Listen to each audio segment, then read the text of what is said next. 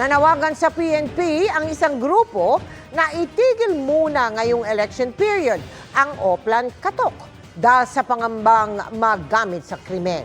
Paalala naman ng isang abogado, hindi maaaring gamitin yan para sa pilitang pasukin ang bahay ng mga target na kinakatok dahil sa expired ng gun license. Ang tugon ng PNP sa pagtutok ni June Veneracion. Tuloy lang ang matagal ng Oplan Katok ng PNP o yung pagpunta ng mga pulis sa bahay ng mga gun owner na expired na ang lisensya para paalalahanan silang magparehistro muli. Yan ay sa kabila ng pahayag na ito ng COMELEC noong nakarang linggo. Pasensya na po, that is not sanctioned by the COMELEC and that may be at this point illegal. No need to request for clearance from the COMELEC. This is the regular functions naman po ng PNP.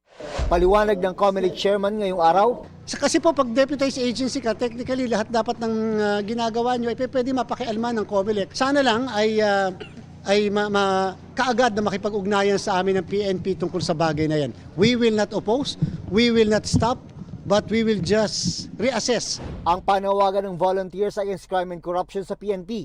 Itigil muna ang Oplan Katok ngayong election period. Para sa amin, this is wrong timing. Sana itapat nila ito pag walang election period para naman mas kalmado tayo na nakita natin talagang legitimate, anti-criminality ang ginagawa talaga nila. Bagamat wala nakikitang masama ang isang dating presidente ng Integrated Bar of the Philippines, may paalala siya. The Oplan Katok cannot be used by the PNP to force entry into your house. Hindi naman yan search warrant. Hindi naman yan arrest warrant. Sang-ayon ng PNP na hindi pwedeng pasukin ng mga pulis ang kinatok na bahay. Hindi rin nila pwedeng puwersahin ang pagsuko sa mga hindi lisensyadong baril. Bukod dyan, na-implement po ito during office hours lang po. sabi ng PNP, walang dapat ikabahala ang mga gun owner dahil magpapaalala lang sila na mag-renew ng lisensya at rehistro ang mga gun owner.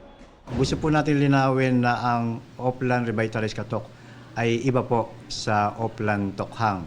Ginawa na rin daw ito noong 2024 kung kailan mahigit 600,000 gun owner ang nabigyan ng notice. Kalahati ng mga yan ang na-revoke ang gun registration as of January 6 ngayong taon. Para sa GMA Integrated News, June Veneracion, Nakatutok, 24 Oras.